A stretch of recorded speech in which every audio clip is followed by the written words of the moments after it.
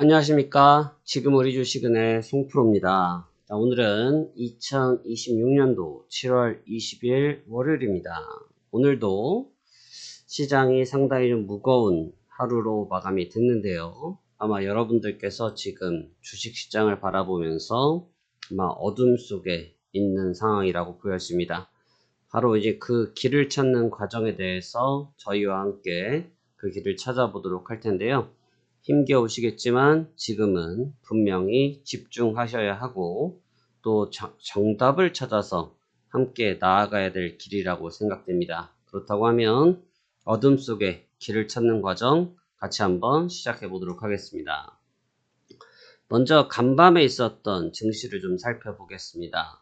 일단 미국 증시는 전장 대비해서 0.77, 나스닥 주가는 1.4% 정도의 급락을 보였습니다. 이 하락은 사실 최근 변동성으로 따졌을 때 급락이라 표현했지만 기술적 조정 정도 수준이라고 볼 수 있었던 수준인데, 이 좀 부담이 됐던 것은 이 중국에서 문샷 AI 새 모델인 키미 K3를 공개했습니다. 근데 이 부분이 왜 부담이 되느냐 하면 쉽게 생각하시면 여러분들이 잘 알고 계신 챗 GPT와 같은 거라고 보시면 되는데요. 이 챗 GPT와 같은 것인데 지금 상황에서 왜 반도체가 문제가 되느냐, 역시나 고비용입니다. 고비용. 여러분, 세계의 공장은 어디죠? 세계의 공장이라 부르는 곳은 바로 중국입니다. 세계의 공장이라고 말하는 중국이 왜 위협적이냐 하면 중국은 일단 저비용을 앞세우죠. 싸게 공급을 하는 것을 기본으로 갖고 있습니다. 그런데 이제 중국이 예전에는 싸구려 인식이 굉장히 강했지만 중국에서 나오는 물품들도 이제 높은 성능들을 보이기 시작했는데, 특히나 AI 관련돼서는 작년부터 좀 문제가 있었죠.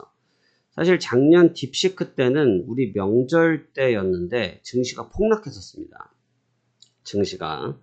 그런데 이제 오늘은 키미 K3 같은 경우는 폭락까지는 아닙니다만 단기적 하락을 좀 크게 보이긴 했는데, 여기에서 이제 문제를 삼고 있는 것은 이 모델링이 나오는 것에 대한 부담이 아니라 이 모델링이 나옴으로 인해서 그 비용이 싸질 거라는 예측을 하고 있는 것이고, 그렇다고 하면 지금 미국, 우리나라 빅테크 기업들이 내세우고 있는 비용 정책에 대해서 그 비용 정책이 내려갈 수밖에 없고, 비용 정책이 내려가게 되면 영업이익이 떨어질 수밖에 없고, 영업이익이 떨어지기 때문에 실적이 당연히 떨어질 수밖에 없는 구조를 보이게 됩니다.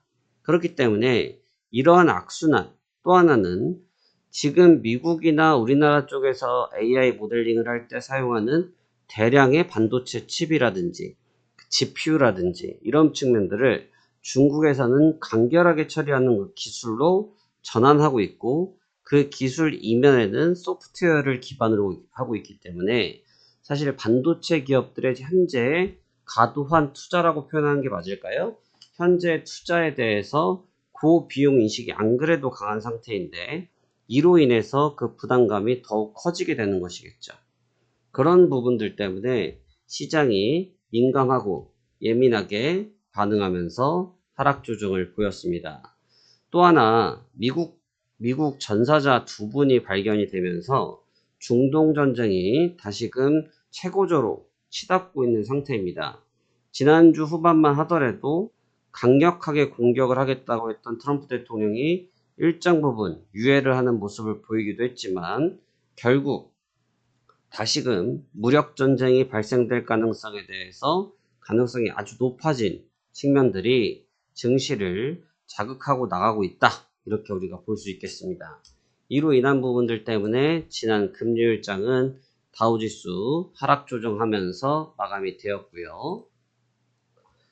기술주들의 흐름을 보시면 마이크론 테크놀로지는 보합권에 마감됐고, 엔비디아는 한 2.21% 정도, 샌디스코가 3.99% 정도가 조정을 받았습니다. 그러니까 보시면 아주 크게 조정을 받고 있지는 않았지만 지금 매기, 수급의 매기, 매수세의 매기가 좀 빠져나가는 경향을 좀 보이면서 업종 전체, 섹터 안에 포함된 종목들 전체가 조정을 받는 악순환 모습을 보였다라고 볼 수가 있겠습니다.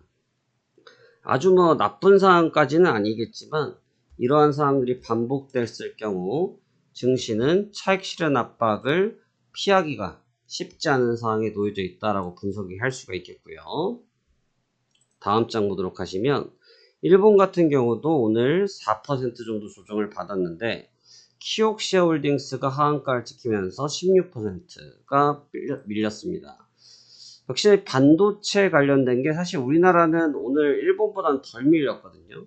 상대적으로 일본보다는 덜 밀렸는데 일본 쪽은 반도체에 반자만 들어갔어도 쓰러져 버리는 모습을 보였고, 특히 뭐 반도체 테스트 섹터라든지 소프트뱅크라든지 장비업체라든지 모든 것들이 무너졌습니다. 결국 이제 중국의 공습이라는 표현이 맞을 것 같고, 뭐 이 부분은 앞선 딥시크 사태 때도 경험해봤지만 확실한 거는 중국에서 나온 제품들도 나쁘지 않은 성적들을 보이기도 합니다. 나쁘지 않은 성적을 보이기는 하는데 이 시장 참여자들이 지금 우려하는 것들, 뭐 우리나라 같은 경우는 여러분 딥시크가 익숙하지 않은 것은 지금 접속이 좀 차단된 부분이 있기 때문에 그런 것도 있거든요. 사실 이제 중국 쪽에 대한 이용을 좀 어렵게 하시는 분들은 이유가 뭐냐면 결국 이제 개인정보에 대한 부분이 있다 보니까 그런 측면들 때문에 아직까지는 활용화가 다소 떨어져 있다라고 우리가 해석되어지는 부분인데, 여하튼 그것은 그것대로 보더라도 업종 전체에는 타격을 준 것은 분명하다라고 볼 수 있겠습니다. 우리 환율 시장 또한 무난하게 흐름을 보이면서 1,500원 이하에서 자리를 잘 잡고 있긴 하지만 주가가 레벨링을 하기에는 좀 어려운 그런 환경을 계속 보여주고 있고요. 다소 하방 압력이 깊어지고 있어서 부담감이 좀 큰 상태입니다. 현재 이제 환율이 이런 상태에도 불구하고 우리나라 같은 경우는 외국인들이 잘 못 들어오고 있어요. 뭐 오늘 장중 장 막판에 좀 매수가 들어와서 5천억대까지 찍어주긴 했습니다만 여전히 뭐 시장 방어를 나서지 못하는 모습이었고, 전장 대비해서 4%, 전장 대비해서 5% 정도 하락을 보였는데, 우리가 이제 지난 7월 17일 휴장일을 경험을 했는데, 지나갔는데, 휴장일을 지난 이후에도 사실은 심리가 어느 정도 진정이 됐어야 되는데 그러하지 못하고 중국발 이슈에 같이 민감하게 반응을 하면서 재차 매도 사이드카가 재발동이 되었습니다. 결국 이제 매도 사이드카가 발동되면서 투자 심리 악화가 지속됐고요. 투자 심리 악화가 지속됨으로써 시장에서는 원치 않은 매물들도 등장하는 것도 있는데, 그보다 더 문제는 뭐냐면 거래량이 줄어버렸어요. 그래서 오늘 같은 경우를 보시면 눈에 띄게 누군가 하나가 흔히 말해서 두들겨 패는 느낌이 없죠. 누구 하나가 너 한번 빠져봐라 식으로 매도란 주체는 안 보이는데 종목의 하락폭이 너무 커요. 뭐 코스닥 코스피 같은 경우는 상승이 하락 대비해서 거의 9배 정도가 되는 거고, 뭐 코스닥도 근 9배 정도 되는데 이게 매도세가 크지 않음에도 불구하고 이와 같은 증상이 나타났거든요. 이건 왜 그러냐면 누군가가 사주지 아니하고 사주지 않는 것까지 좋은데 대기조차도 안 한다는 겁니다. 대기 매수세조차가 없다는 거예요. 대기 매수세라는 것은 꼭 매수하지 않았다 할지라도 내가 사겠다라고 해서 호가를 대기하시는 분들도 있는데 그와 같은 물량들조차가 시장 전체에 없었다는 부분으로 해석 가능합니다. 그러기 때문에 상승 종목보다는 하락 종목이 월등히 높았던 것이 그런 이유라고 보실 수가 있겠고, 삼성전자 하이닉스만 제외하고 볼지라도 시장 전체적으로 놓고 볼 때 좀 힘을 많이 잃어버린 그런 모습들을 보여줬다. 그렇기 때문에 결국은 이 부분은 투자 심리의 악화가 이루어진 요인이다라고 해석되는 부분이라고 볼 수 있겠습니다.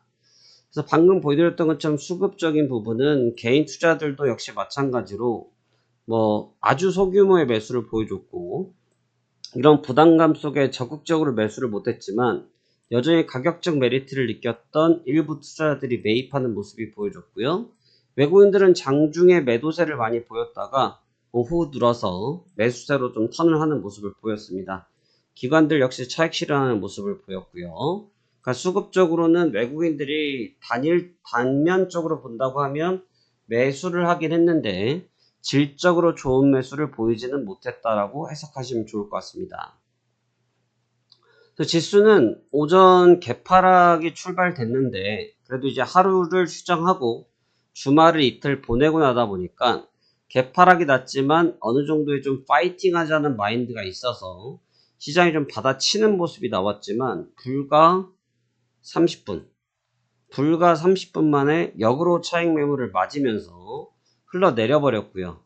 지금 이 구간대를 좀 지지하는 게 중요하다라고 제가 계속해서 브리핑을 써드렸었는데 결과적으로는 지지를 하긴 했는데 반등 시도했던 포인트들에서 반등을 너무 못했다. 그 부분은 방금 설명드렸던 거래량 부재라는 것은 시장 참여의 부재라고 해석하시면 좋고요. 시장 참여의 부재는 결과적으로 시장의 관심도를 떨어뜨리는 요인이라고 보셔도 무방합니다. 그러하기 때문에 이러한 부분으로 인해서 변동성이 좀 떨어져 있었다라고 생각하시면 좋을 것 같고 하단의 지지력은 그래도 일부 마련했다라고 평가할 수 있겠습니다. 코스닥은 코스피보다는 다소 더 소강 상태를 많이 보였고요. 특히 장 막판까지도 저점을 한번 더 깨먹는 모습을 보이고 회복을 많이 하지도 못했습니다. 안 그래도 코스피 대비 코스닥이 약세인 기간이 더 길었기 때문에 심리적으로 약한 부분이 더한 상태인데 이러한 측면이 나타나다 보니까 좀 더 압박이 컸던 모습이었고 중소형주 쪽에 매기가 일부 보여지면서 저희 관심주들도 수익 일시적으로 좀 많이 나기도 했었지만 그 수익을 지켜내는 시간이 불과 30분도 채 안 됐던 일들이 많았습니다. 결국은 아주 빠른 단기 단타 장세가 형성되고 있다라고 보여지기 때문에 지금 가장 필요한 매매 전략은 빠르게 치고 빠지는 단기 매매 전략이 매우 유리할 것으로 분석됩니다. 자, 이게 바로 특징적 이슈로 보면 중국의 문샷 AI고요. 제가 웹사이트 상에서 한글로 번역을 해놓은 상태입니다.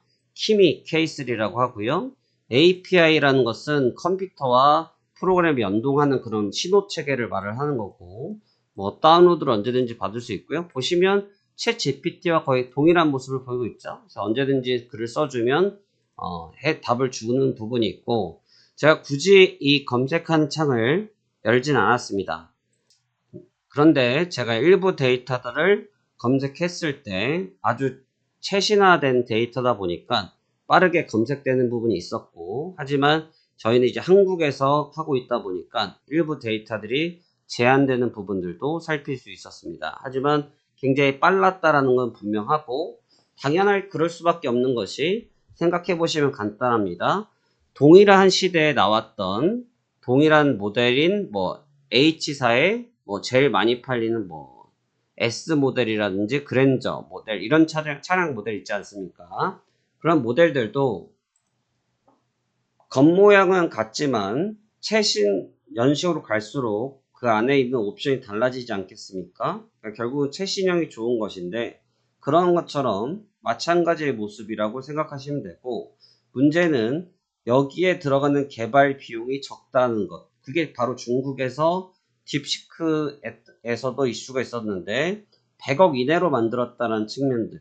다른 사업들은 조 단위 얘기를 하고 몇 천억 단위를 얘기했을 때 100억 단위 정도로 만들었다는 것이 쇼크를 줬던 이유였거든요. 그러니까 아주 저비용으로 만들었는데 성능은 거의 흡사하다. 이 점에 대해서 주목해 봐야 될 것이고 저희는 뭐 여기에 대한 전문가는 아니기 때문에 또 이걸 저희가 연구하는 사람은 아니기 때문에 뭐 어떠한 기능이 좋고 또 어떠한 것을 카페에서 사용하고 있다 뭐 이런 얘기까지는 저희가 이 시간을 통해서 하기에는 좀 불필요하다고 생각이 되겠습니다만 여하튼 눈에 보여지는 데이터적 측면은 매우 간결하고 빨랐다라는 점은 명확했던 것 같습니다. 그런데 조금 전 장 마감하기 전에 정호준 기자님께서 올리신 새로운 기사를 또 발견했습니다. 이건 사실 알리바바에서 오랫동안 얘기를 했었던 적이 있었는데요.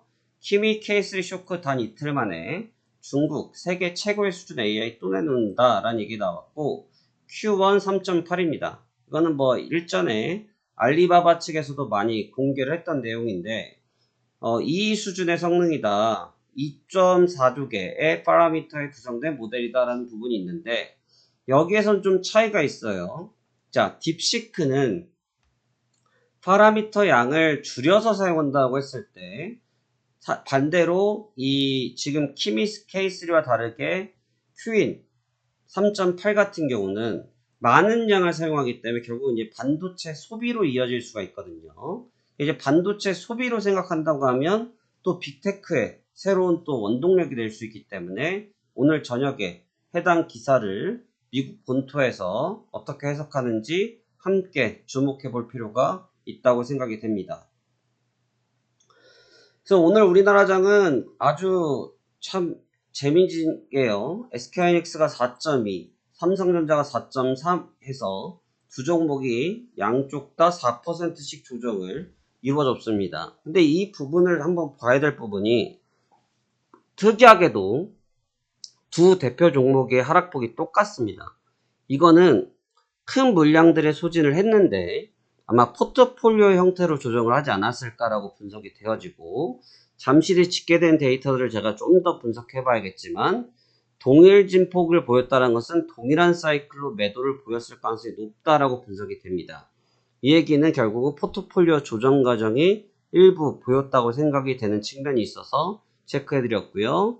근데 이제 삼성전기와 SK스퀘어는 일정 부분 버티긴 했습니다만 그동안 올라오지 못했던 뭐 현대차라든지 LG전자라든지 오히려 그동안 상승 탄력을 많이 못 받았던 종목들이 역으로 데미지를 받으면서 조정을 받는 모습은 솔직히 좋아 보이지는 않습니다. 간 놈은 가고 못 간 놈은 못 간다의 논리로 봤을 때 못 간 녀석이 더 못 가는 이런 형태를 만들어 버리면 시장의 심리가 아마 조금 더 냉정하게 말씀드렸을 때 냉각될 가능성을 대비할 필요가 있다고 분석이 되는 부분이고요. 그래서 오늘 우리 관심주는 앞서 말씀드렸지만 수익이 잘 나긴 났습니다. 지난 마지막 추천 종목들, 관심 종목군들은 뭐 한탑 거의 상한가에 근접했던 26.75%, 오늘 ENM 9.28%, 인디에프 9.57%까지 올라와 줬는데 한 종목을 제외하고 나머지는 장중 상승폭을 모두 뱉어버렸습니다. 그만큼 아주 빠른 정도의 매매 대응을 하지 못하면 수익을 지키기 어렵다라고 분석이 되고 저희는 다행스럽게 목표치 설정이 잘 돼서 빠르게 수익을 확정하긴 했습니다만 전체적으로 한 템포 놓치면 아주 피곤한 장세인 것 같습니다. 그 점 유념하셔서 다음 관심주 집중해서 보시면 좋을 것 같고요. 오늘도 저희 관심주 베스트 5를 설명드리겠습니다.